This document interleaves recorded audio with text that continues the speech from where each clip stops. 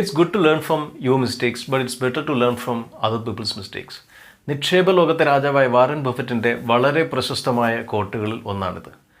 അപ്പോൾ നിങ്ങൾക്കറിയാമായിരിക്കും, സ്റ്റോക്ക് മാർക്കറ്റിലോട്ട് കടന്നു വരുമ്പോൾ നമ്മളെല്ലാവരും തന്നെ ചില മിസ്റ്റേക്കുകൾ ചെയ്യാറുണ്ട്. ഞാനും ചെയ്തിട്ടുണ്ട്, ഒരുപക്ഷെ നിങ്ങളും പല മണ്ടത്തരങ്ങളിലൂടെയും കടന്നു പോയിട്ടുണ്ടാകും അല്ലേ. അപ്പോൾ അതിൽ നിന്നെല്ലാം പാഠം ഉൾക്കൊണ്ടുകൊണ്ട് അതിൽ നിന്ന് പഠിച്ച കാര്യങ്ങൾ നമ്മുടെ ട്രേഡിംഗ് ലൈഫിൽ അപ്ലൈ ചെയ്യാൻ ശ്രമിക്കുക. അതുപോലെ തന്നെ മറ്റുള്ളവരുടെ ലൈഫിൽ സംഭവിച്ചിട്ടുള്ള തെറ്റുകൾ അത് മനസ്സിലാക്കി അതും നമ്മുടെ ലൈഫിൽ സംഭവിക്കുന്നതിന് മുമ്പ്, ഒരുപക്ഷെ നമ്മുടെ ട്രേഡിംഗ് ലൈഫിൽ സംഭവിക്കുന്നതിന് മുമ്പ് അതിൽ നിന്നുള്ള പാഠങ്ങൾ ഉൾക്കൊണ്ടുകൊണ്ട് അതുകൂടെ ഇവിടെ പ്രാവർത്തികമാക്കാൻ ശ്രമിക്കുക.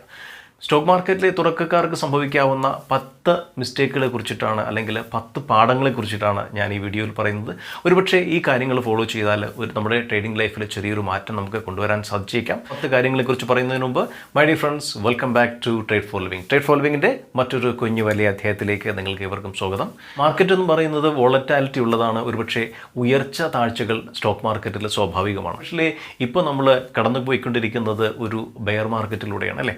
അപ്പോൾ ഗ്ലോബലി നടക്കുന്ന സംഭവങ്ങളൊന്നും തന്നെ വളരെ നല്ലതല്ല. ഒരു മൂന്നാം ലോക മഹായുദ്ധത്തെ കുറിച്ചുള്ള വാർത്തകൾ പുറത്തു വരുന്നു. ലോകത്തെല്ലായിടവും തന്നെ ഇൻഫ്ലേഷൻ കൂടുന്നുണ്ട്. അതുപോലെ തന്നെ സെഷനെക്കുറിച്ചുള്ള ന്യൂസുകൾ പുറത്തു വരുന്നുണ്ട്. അപ്പോൾ തീർച്ചയായിട്ടും വളരെ മികച്ച കാര്യങ്ങളെല്ലാം നടക്കുന്നത്. ഒരുപക്ഷെ ചെറിയ കറക്ഷൻ ഇനിയും ഉണ്ടായേക്കാം. അപ്പോൾ ഈ ഒരു കറക്ഷനിൽ പലപ്പോഴും പെട്ടുപോകുന്നത് പുതിയ ആൾക്കാരാണ് അല്ലേ, സ്റ്റോക്ക് മാർക്കറ്റിലെ ബിഗിനേഴ്സാണ്. അപ്പോൾ ഏറ്റവും വലിയ കാര്യമെന്ന് പറയുന്നത് ലിവറേജ് എടുത്ത് ട്രേഡ് ചെയ്യാതിരിക്കുക, അല്ലെങ്കിൽ കടം മേടിച്ചും ലോൺ മേടിച്ചും ഒന്നും ഇൻവെസ്റ്റ് ചെയ്യാതിരിക്കുക. നമ്മുടെ കയ്യിലുള്ള ഫ്രീ ക്യാഷ് ഉണ്ടെങ്കിൽ അത് വെച്ചിട്ട് ചെയ്യുക. അതാണ് ഏറ്റവും സേഫ്. കാരണം നമ്മളിൽ പലരും ചിന്തിക്കാറുണ്ട്, ഒരുപക്ഷെ ഒരു സ്റ്റോക്ക് മാർക്കറ്റിലെ തുടക്കക്കാരൻ ചിന്തിക്കുന്ന ഒരു കാര്യമാണ്, മാർക്കറ്റ് ഈ ആഴ്ച ഇടിഞ്ഞു, അടുത്ത ആഴ്ച അല്ലെങ്കിൽ അടുത്ത മാസം കയറും എന്നുള്ള രീതിയിൽ ലിവറേജ് എടുത്ത് ചെയ്യാറുണ്ട്. പക്ഷേ ഒരുപക്ഷെ നമ്മൾ വിചാരിക്കുന്നതിലപ്പുറമായിരിക്കും മാർക്കറ്റിൻ്റെ മൂവ്മെൻറ്റ് എന്ന് പറയുന്നത്. അതുകൊണ്ട് ലിവറേജ് എടുത്ത് ചെയ്യാതിരിക്കുക. കാരണം മാർക്കറ്റിൻ്റെ മൂവ്മെൻറ്റ് ആർക്കും തന്നെ പ്രെഡിക്റ്റ് ചെയ്യാൻ സാധിക്കില്ല. അത് ചിലപ്പോൾ 1 മാസമോ അല്ലെങ്കിൽ 2 മാസമോ 3 മാസമോ ഒരുപക്ഷെ 1 വർഷം തന്നെ നീണ്ടു നിന്നേക്കാം. അപ്പോൾ തീർച്ചയായിട്ടും ലിവറേജ് അല്ലെങ്കിൽ കടം മേടിച്ച് ലിവറേജ് എടുത്ത് ട്രേഡ് ചെയ്യാതിരിക്കുക, അല്ലെങ്കിൽ കടം മേടിച്ച് ട്രേഡ് ചെയ്യാതിരിക്കുക, അല്ലെങ്കിൽ പലിശയ്ക്ക് പണമെടുത്ത് ചെയ്യാതിരിക്കുക. കാരണം നമുക്കറിയാൻ പറ്റത്തില്ല മാർക്കറ്റ് എപ്പോഴാണ് റിക്കവർ ചെയ്യുക എന്നുള്ള കാര്യം. കാരണം നമ്മൾ ഒരുപാട് സ്കാൽപ്പിംഗ് ചെയ്തും അല്ലെങ്കിൽ ഇൻട്രാഡേ ചെയ്തും അല്ലെങ്കിൽ എന്താ പറയുക ഷോർട്ട് ടേം ചെയ്തും ലോങ് ടേം ചെയ്തും ഒക്കെ അത്യാവശ്യം മികച്ച പ്രോഫിറ്റ് ഉണ്ടാക്കുന്നവരായിരിക്കും അല്ലേ. പക്ഷേ പെട്ടെന്നൊരു ബെയർ മാർക്കറ്റ് വരുന്നു, അല്ലെങ്കിൽ പെട്ടെന്നൊരു വോളറ്റാലിറ്റി വരുന്നു, നമ്മൾ ഈ ലിവറേജ് എടുത്ത് ഉള്ള പൈസയെല്ലാം എന്ത് ചെയ്യുന്നു, നമ്മുടെ സ്റ്റോക്കിൻ്റെ വാല്യൂ ഇടിയുമ്പോൾ നമ്മുടെ ബ്രോക്കർ എടുത്ത് വിൽക്കുന്നു. കാരണം അവർ നമ്മളോട് ചോദിക്കാനൊന്നും പോകുന്നില്ല, റൈറ്റ്.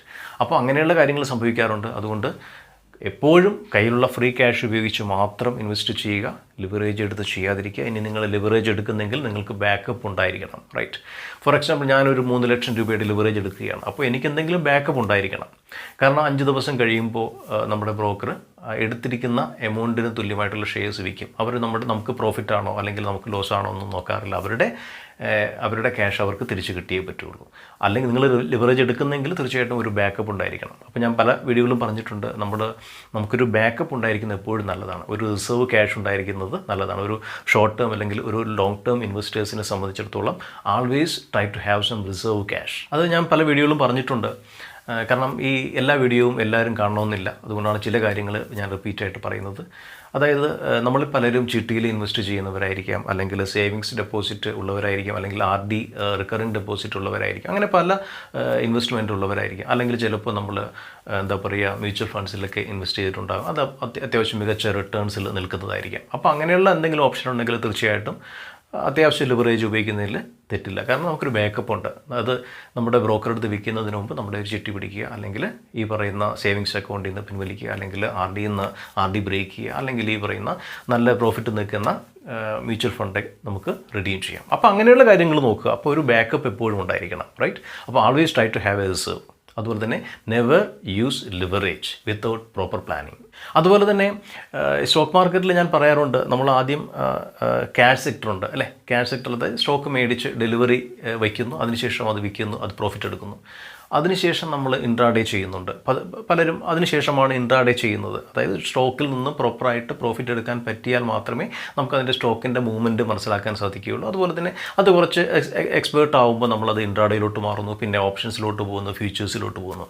അപ്പോൾ ഏറ്റവും പ്രധാനപ്പെട്ട കാര്യം എന്ന് പറയുന്നത്, നിങ്ങൾ ഓപ്ഷൻസ് ചെയ്യുന്നവരാണെങ്കിൽ, കാരണം ഈ സ്റ്റോക്ക് മാർക്കറ്റിൽ എത്തിയിട്ടുള്ള പുതിയ ആൾക്കാരുടെ കയ്യിൽ നിന്ന് പൈസ കൂടുതലും പോയിട്ടുള്ളത് അവർ FNO ചെയ്യുന്നത് കാരണമാണ്. FNO ചെയ്യുന്നത് തെറ്റാണെന്ന് പറയുന്നില്ല. ഒരു FNO വെച്ചിട്ട് FNO ചെയ്ത് മികച്ച രീതിയിൽ പൈസ ഉണ്ടാക്കുന്ന ഒരുപാട് ആൾ, പക്ഷേ അവർ അത് ഒരുപാട് കാലം അത് വർക്കൗട്ട് ചെയ്തിട്ടാണ് അല്ലെങ്കിൽ ഒരുപാട് പ്രാക്ടീസ് ചെയ്തിട്ടാണ് അവർ ആ പ്രോഫിറ്റിലോട്ട് എത്തുന്നത്. നിങ്ങൾ ഓപ്ഷൻ ചെയ്യുന്ന ആൾക്കാരാണെങ്കിൽ തീർച്ചയായിട്ടും ഓപ്ഷൻ ആവറേജ് ചെയ്യാൻ ശ്രമിക്കാതിരിക്കുക. അതെ, ഫോർ എക്സാമ്പിൾ ഞാനൊരു സ്റ്റോക്കിൻ്റെ ഓപ്ഷൻ മേടിച്ചത് 15 രൂപയ്ക്കാണ്, അത് നാളെ ഇടിഞ്ഞ് 12 ഞാൻ വീണ്ടും 12 രൂപയ്ക്ക് ഒരു ലോട്ട് മേടിക്കുന്നു, വീണ്ടും അത് 8 രൂപയായി. അത് തീർച്ചയായിട്ടും നമ്മൾ മേടിച്ചതിനേക്കാളും മേളിൽ എത്തും എന്ന രീതിയിൽ ഞാൻ വീണ്ടും 8 രൂപയ്ക്ക് ആഡ് ചെയ്യുന്നു. അങ്ങനെ ഒരിക്കലും ഓപ്ഷൻസ് ഒരിക്കലും ആവറേജ് ചെയ്യാൻ പോവുകയേ ചെയ്യരുത്. അത് വളരെ വലിയൊരു ലോസിലോട്ട് നിങ്ങളെ തള്ളിവിടുന്നതും ഓപ്ഷനും ഫ്യൂച്ചറും ഒന്നും നന്നായിട്ട് വർക്കൗട്ട് ചെയ്യാതിരിക്കുക. അതിനെക്കുറിച്ച് നന്നായിട്ടുള്ളൊരു അറിവ് സമ്പാദിച്ചതിന് ശേഷം മാത്രം അതിലോട്ട് മുന്നേറുക. വളരെ കോഷ്യസ് ആയിട്ട് ചെയ്യുക. കാരണം സ്റ്റോക്ക് മാർക്കറ്റിലെ 90% പേരും ലോസ് വന്നിട്ടുള്ളവരാണ് അല്ലെങ്കിൽ ലോസിലൂടെ പോകുന്നവരാണ് അല്ലേ. വളരെ കുറച്ച് പെർസെൻറ്റേജ് ആൾക്കാർ മാത്രമേ നിലനിൽക്കുന്നുള്ളൂ അല്ലെങ്കിൽ മികച്ച രീതിയിൽ റിട്ടേൺ അവർക്ക് കിട്ടുന്നുള്ളൂ. സ്റ്റോക്കിൽ ഇൻവെസ്റ്റ് ചെയ്യുന്നതിന് മുമ്പ് ആ സ്റ്റോക്കിനെ കുറിച്ച് പഠിക്കാൻ ശ്രമിക്കുക അല്ലേ. അപ്പോൾ ഓരോ സ്റ്റോക്കും എന്ന് പറയുന്നത് ഓരോ അണ്ടർലൈങ് ബിസിനസ്സാണ്. അപ്പോൾ നമ്മളൊരു സ്റ്റോക്കിനെ കുറിച്ച് നന്നായിട്ട് പഠിക്കുക, അതിൻ്റെ കയറ്റിറക്കങ്ങളെക്കുറിച്ച് മനസ്സിലാക്കുക, അതിൻ്റെ ബിസിനസ് മോഡൽ മനസ്സിലാക്കുക, അതിൻ്റെ മാനേജ്മെൻറ്റിനെ കുറിച്ച് മനസ്സിലാക്കുക, അതിൻ്റെ ഫണ്ടമെൻ്റൽ ഫാക്ടേഴ്സിനെ കുറിച്ച് മനസ്സിലാക്കുക, അതിൻ്റെ ടെക്നിക്കൽസിനെ കുറിച്ച് മനസ്സിലാക്കുക അല്ലേ. അപ്പോൾ ഏതെങ്കിലും ഒരു ടെലിഗ്രാം ഗ്രൂപ്പോ അല്ലെങ്കിൽ ഏതെങ്കിലും ഒരു വാട്സാപ്പ് ഗ്രൂപ്പ് പറയുന്നത് കേട്ട് ഒരിക്കലും ഇൻവെസ്റ്റ് ചെയ്യാതിരിക്കുക. Never ever follow any Telegram or WhatsApp groups blindly. അല്ലെങ്കിൽ എപ്പോഴും നിങ്ങൾ ഓൺ അനാലിസിസ് ചെയ്യുക. ഒരിക്കലും മറ്റുള്ള ഗ്രൂപ്പ്സോ അല്ലെങ്കിൽ മറ്റുള്ള സ്ക്രീൻഷോട്ട്സോ ഒന്നും ഫോളോ ചെയ്യാതിരിക്കുക. അപ്പോൾ സ്ക്രീൻഷോട്ട് എന്ന് പറഞ്ഞപ്പോഴാണ് ഞാൻ ഓർക്കുന്നത്. കാരണം പല ആൾക്കാർ എന്നെ പിങ് ചെയ്യുന്നുണ്ട്. അവരിങ്ങനെ ഓരോരുത്തരും സ്ക്രീൻഷോട്ട് ഇടാറുണ്ട്. 1 ലക്ഷം കിട്ടി, 2 ലക്ഷം കിട്ടി, 3 ലക്ഷം കിട്ടി, 50 ലക്ഷം കിട്ടി. കാരണം ഇത് അവർക്ക് കിട്ടുന്നെങ്കിൽ അവരുടെ ക്യാപിറ്റൽ അത്രയും വലുതാണ്. അവർ അതുപോലെ തന്നെ ഹെഡ്ജിങ് ചെയ്യുന്നുണ്ട്. എന്നാൽ ഈ തുടക്കക്കാർക്ക് പറ്റുന്ന ഒരു പ്രധാനപ്പെട്ട മിസ്റ്റേക്ക് എന്ന് പറയുന്നത് ഈ ഒരു സ്ക്രീൻഷോട്ടുകളിലും അല്ലെങ്കിൽ അത്തരം കാര്യങ്ങളിലൊക്കെ അട്രാക്റ്റായിട്ട് അവരുടെ കയ്യിലുള്ള 50,000 1 ലക്ഷമോ എല്ലാ പൈസയും കൊണ്ടിടുന്നു. മൊത്തം പൈസയും വാഷ് ഔട്ട് ആവുന്നു. അപ്പോൾ ഒരിക്കലും ഇങ്ങനെയുള്ള സ്ക്രീൻഷോട്ടുകളെ ബിലീവ് ചെയ്യാതിരിക്കുക. കാരണം അവർ അത്തരം ഒരു സ്ക്രീൻഷോട്ട് ഇടുന്ന ലെവലിലെത്തുന്നതിന് അവർ ഒരുപാട് സമയം എടുത്തിട്ടുണ്ടായിരിക്കും, ഒരുപാട് ക്യാപിറ്റൽ ഉണ്ടായിരിക്കും, അവർക്ക് ഒരുപാട് ബാക്കപ്പ് ഉണ്ടായിരിക്കും അല്ലേ. നമ്മൾ വിചാരിക്കുന്നത് പോലെ 50,000 1 ലക്ഷം അല്ലെങ്കിൽ 2 ലക്ഷവും വെച്ചിട്ടായിരിക്കില്ല അവർ ചെയ്യുന്നത്. കോടികൾ വെച്ചിട്ടുള്ള കളിയാണ്, അതിൻ്റെ പുറകിലുള്ള കാര്യങ്ങൾ വേറെയാണ്. എന്തായാലും അവർക്കും ജീവിക്കണം, അവർക്കും ഇങ്ങനെയൊക്കെ ഇട്ടാലേ അവർക്കും ജീവിക്കാൻ കിട്ടുള്ളൂ, അവർക്ക് ബിസിനസ് പിടിക്കാൻ സാധിക്കുകയുള്ളൂ. അങ്ങനെയുള്ള സമയത്ത് ഒരു കാര്യം ശ്രദ്ധിക്കുക, അത്തരം ചതിക്കുഴികളിൽ പെടാതിരിക്കുക, സ്വയം പഠിക്കുക, അല്ലെങ്കിൽ മറ്റുള്ളവരുടെ സഹായത്തോടെ പഠിച്ചിട്ട് സ്വയം അനലൈസ് ചെയ്യുന്ന രീതിയിലെടുക്കുക. ഈ പറയുന്നത് പോലെ എനിക്കും ഒരു ടെലിഗ്രാം ഗ്രൂപ്പുണ്ട്. ഞാൻ ഒരിക്കലും ആരോടും വാങ്ങാൻ പറയാറില്ല. എൻ്റെ വ്യൂസും അനാലിസിസും കൊടുക്കാറുണ്ട്. എപ്പോഴും സ്വയം പഠിച്ചതിന് ശേഷം സ്വയം കമ്പനിയെക്കുറിച്ച് മനസ്സിലാക്കിയതിന് ശേഷം മാത്രം എൻട്രി എടുക്കാനാണ് പറയുന്നത്. അപ്പോൾ നിങ്ങൾക്ക് എൻ്റെ ടെലിഗ്രാം ചാനലിൽ ജോയിൻ ചെയ്യണമെങ്കിൽ @സ്റ്റോക്ക് ഫണ്ട് അല്ലെങ്കിൽ ട്രേഡ് ഫോർ ലിവിംഗ് എന്ന് സെർച്ച് ചെയ്യുക. വല്ലപ്പോഴും സിങ്ക് കോൾസും അതുപോലെ തന്നെ സ്റ്റോക്കിൻ്റെ അനാലിസിസും അല്ലെങ്കിൽ എനിക്കറിയാവുന്ന ചെറിയ കാര്യങ്ങൾ ഞാനിവിടെ പറഞ്ഞു കൊടുക്കാറുണ്ട്. തീർച്ചയായിട്ടും നിങ്ങൾക്ക് താല്പര്യമുണ്ടെങ്കിൽ ജോയിൻ ചെയ്യാം. @സ്റ്റോക്ക് ഫണ്ട് എന്ന് സെർച്ച് ചെയ്യുക. മറ്റൊരു പ്രധാനപ്പെട്ട കാര്യമെന്ന് പറയുന്നത് പൊസിഷൻ സൈസിങ് ഫോളോ ചെയ്യുക എന്നുള്ളതാണ്. കാരണം ഒരു പ്രശസ്തമായൊരു കോട്ടുണ്ട്, never put all eggs on same basket. എല്ലാ മുട്ടയും കൂടെ ഒരു കൊട്ടയ്ക്കകത്ത് കൊണ്ടിടരുത് എന്ന് പറയാറുണ്ടല്ലേ. നമ്മളെന്താ പറയുക, നമ്മുടെ കയ്യിൽ ഒരു ക്യാഷ് ഉണ്ടെന്ന് വെച്ചോളൂ, ഒരു 50,000 അല്ലെങ്കിൽ 1 ലക്ഷം അല്ലെങ്കിൽ 10,000 രൂപ കാണുമെന്ന് വെച്ചോളൂ. നമ്മുടെ ഈ കയ്യിലുള്ള എല്ലാ ക്യാഷും ഒരു സ്റ്റോക്കിൽ കൊണ്ട് ഇൻവെസ്റ്റ് ചെയ്താൽ ഒരുപക്ഷെ നമ്മൾ പെട്ടുപോകാൻ സാധ്യതയുണ്ട് അല്ലേ. ഒരുപക്ഷെ ആ കമ്പനി പെർഫോം ചെയ്യാതെ വന്നേക്കാം, ഒരുപക്ഷെ ഡീലിസ്റ്റ് ചെയ്തേക്കാം, അല്ലെങ്കിൽ അതിന് നഷ്ടം സംഭവിച്ചേക്കാം. അങ്ങനെ ഒരുപാട് കാര്യങ്ങൾ സംഭവിക്കാം. അപ്പോൾ തീർച്ചയായിട്ടും ഒരു ഡൈവേഴ്സിഫിക്കേഷൻ കൊണ്ടുവരിക. അപ്പോൾ ഡൈവേഴ്സിഫിക്കേഷൻ കൊണ്ടുവരിക എന്ന് പറയുമ്പോൾ തന്നെ ഓവർ ഡൈവേഴ്സിഫിക്കേഷൻ അവോയ്ഡ് ചെയ്യുക അല്ലേ. അപ്പോൾ എൻ്റെ കയ്യിൽ 1 ലക്ഷം രൂപയുണ്ട്, അപ്പോൾ 10,000 രൂപയുടെ 10 ഷെയറിലിടുക, ദാറ്റ്സ് വെൽ ആൻഡ് ഗുഡ്. എന്നാൽ ഈ പറയുന്ന 1 ലക്ഷം രൂപ ഒരു 50-60 സ്റ്റോക്കുകളിൽ കൊണ്ടിട്ടൊരു കാര്യമില്ല. കാരണം നമുക്ക് ആവറേജ് ചെയ്യാൻ പറ്റത്തില്ല. അപ്പോൾ കഴിവതും ലിമിറ്റഡ് സ്റ്റോക്കുകളിൽ ഇൻവെസ്റ്റ് ചെയ്യുക. റൈറ്റ്, ഡൈവേഴ്സിഫിക്കേഷൻ വേണം, ബട്ട് അത് ഓവർ ഡൈവേഴ്സിഫിക്കേഷൻ ആകാതെ ഇരിക്കാനും ശ്രദ്ധിക്കണം. അത് വളരെ ഇമ്പോർട്ടൻ്റ് ആയിട്ടുള്ള ഒരു കാര്യമാണ്. കാരണം അതുപോലെ തന്നെ മറ്റൊരു പ്രധാനപ്പെട്ട കാര്യമെന്ന് പറയുന്നത്, നമ്മൾ പലരും ചെയ്യാറുണ്ട് ലോ PE റേഷ്യോ അല്ലെങ്കിൽ ഹൈ ഡിവിഡൻഡ് ഈൽഡുള്ള സ്റ്റോക്കുകളിൽ ഇൻവെസ്റ്റ് ചെയ്യുന്നത് വളരെ നല്ലതാണ് എന്നുള്ളൊരു ചിന്താഗതിയുണ്ട്. തീർച്ചയായിട്ടും അത് തെറ്റായിട്ടുള്ളൊരു കാര്യമാണ്. എപ്പോഴും ഹൈ ഡിവിഡൻഡ് ഈൽഡ് കൊടുക്കുന്ന കമ്പനികളുടെ ഗ്രോത്ത് വളരെ ശോകമായിരിക്കും. ഒരുപക്ഷെ അത്തരം സ്റ്റോക്കുകൾ ഇൻവെസ്റ്റ് ചെയ്യാതിരിക്കുക. 2 to 5% ഡിവിഡൻഡ് ഈൽഡുള്ള കമ്പനികൾ അത്യാവശ്യം മികച്ച കമ്പനികളാണ് എന്നാണ് പൊതുവെ വിലയിരുത്തപ്പെടുന്നത്. ഫോർ എക്സാമ്പിൾ നമ്മുടെ ടാറ്റ സ്റ്റീൽ തന്നെ എടുത്താൽ അവരുടെ 5% 5% ആണ് ടാറ്റ സ്റ്റീലിൻ്റെ ഡിവിഡൻഡ് yield എന്ന് പറയുന്നത്. അത്യാവശ്യം മികച്ച കമ്പനിയാണ്. അതുപോലെ അവരുടെ PE റേഷ്യോ എന്ന് പറയുന്നത് 3.5 ആണ്. പക്ഷേ ഈ ഒരു കമ്പനിയുടെ കേസ് എടുക്കുമ്പോൾ അത് വളരെ നല്ലതാണ്, അല്ലെങ്കിൽ വളരെ മികച്ച ഒരു കമ്പനിയാണ്, അല്ലെങ്കിൽ വളരെ മികച്ച ഒരു ബിസിനസ്സാണ്. പക്ഷേ ഈ ഒരു റേഷ്യോ മറ്റ് കമ്പനികളിൽ അപ്ലൈ ചെയ്യുമ്പോൾ ശ്രദ്ധിക്കുക. ഫോർ എക്സാമ്പിൾ നമ്മൾ പിഡിലൈറ്റ് എടുക്കുകയാണെങ്കിൽ പിഡിലൈറ്റിൻ്റെ PE റേഷ്യോ എന്ന് പറയുന്നത് 100 ആണ്, അല്ലെങ്കിൽ 99.5 ആണെന്ന് തോന്നുന്നു ഇപ്പോഴത്തെ പിഡിലൈറ്റിൻ്റെ PE റേഷ്യോ. എന്ന് വെച്ചിട്ട് പിഡിലൈറ്റ് മോശമായിട്ടുള്ളൊരു കമ്പനിയല്ല, അല്ലേ? അത് മാർക്കറ്റ് ചാമ്പ്യന്മാരുടെ PE റേഷ്യോ എപ്പോഴും കൂടുതലായിരിക്കും. അപ്പോൾ നമ്മൾ ശ്രദ്ധിക്കേണ്ട കാര്യം എന്ന് പറയുന്നത് എപ്പോഴും PE റേഷ്യോ കുറഞ്ഞതോ അല്ലെങ്കിൽ എപ്പോഴും ഡിവിഡൻഡ് yield കൂടിയതോ ആയിട്ടുള്ള കമ്പനികൾ മാത്രം സെലക്ട് ചെയ്യാതിരിക്കുക. അതിനെക്കുറിച്ച് പഠിക്കുക, അതിൻ്റെ ബിസിനസ് മോഡലിനെ കുറിച്ച് പഠിക്കുക. ഞാൻ നേരത്തെ പറഞ്ഞതുപോലെ ഓരോ ബിസിനസ്സിനും അല്ലെങ്കിൽ ഓരോ സ്റ്റോക്സിനും അതിൻ്റേതായിട്ടുള്ള ഫാക്ടേഴ്സ് ഉണ്ട്. അതിൻ്റെ EPS അല്ലെങ്കിൽ അതിൻ്റെ PE റേഷ്യോ, അതിൻ്റെ കറണ്ട് റേഷ്യോ, അതിൻ്റെ ക്വിക്ക് റേഷ്യോ, അതിൻ്റെ മാർക്കറ്റ് ക്യാപ്പ്, അതിൻ്റെ ഇൻട്രിൻസിക് വാല്യൂ, അതുപോലെ തന്നെ അതിൻ്റെ ബീറ്റ, അതുപോലെ തന്നെ അതിൻ്റെ എന്താ പറയുക ഏർണിങ്സ് പെർ ഷെയർ, അല്ലെങ്കിൽ ബുക്ക് വാല്യൂ, അങ്ങനെ ഒരുപാട് ഫാക്ടേഴ്സ് ഉണ്ട്. അപ്പോൾ അത്യാവശ്യം ഫണ്ടമെൻ്റൽസ് നോക്കുക, അത്യാവശ്യം ടെക്നിക്കൽസ് നോക്കുക. ഒരു ബെയർ മാർക്കറ്റിൽ കഴിവതും എന്താ പറയുക വീക്ക്ലി സപ്പോർട്ട് അല്ലെങ്കിൽ മന്ത്ലി സപ്പോർട്ട് നോക്കുക, ഡെയിലി സപ്പോർട്ട് നോക്കുന്നതിനേക്കാളും. അപ്പോൾ ഒരു സ്റ്റോക്കിനെ കുറിച്ചിട്ടുള്ള അതിൻ്റെ ഒരു ഫണ്ടമെൻ്റൽസും ടെക്നിക്കൽസും ഫോളോ ചെയ്യാൻ ശ്രമിക്കുക. അത് സ്വയം ഡെവലപ്പ് ചെയ്യുക. Invest some time for stock analysis. അതായത് നമ്മളൊരു MBBS കോഴ്സ് ചെയ്യുകയാണെങ്കിൽ 5 വർഷം നമ്മൾ പോകാറുണ്ട്, അല്ലേ? അതുപോലെ എഞ്ചിനീയറിംഗ് ആണെങ്കിൽ 4 വർഷം, ഡിഗ്രി ആണെങ്കിൽ എന്താ പറയുക 3 വർഷം, ഈവൻ വേറെ എന്തെങ്കിലും കോഴ്സ് ആണെങ്കിൽ അത്തരം 1 വർഷമോ അല്ലെങ്കിൽ 6 മാസമോ ഒക്കെ നമ്മൾ അതിനുവേണ്ടി സ്പെൻഡ് ചെയ്യാറുണ്ട്. പക്ഷേ നമ്മൾ സ്റ്റോക്ക് മാർക്കറ്റിലെത്തുമ്പോൾ നമ്മൾ ഒരു ബാക്ക്ഗ്രൗണ്ടും ഇല്ലാതെ ഡയറക്റ്റ് വരുന്നു.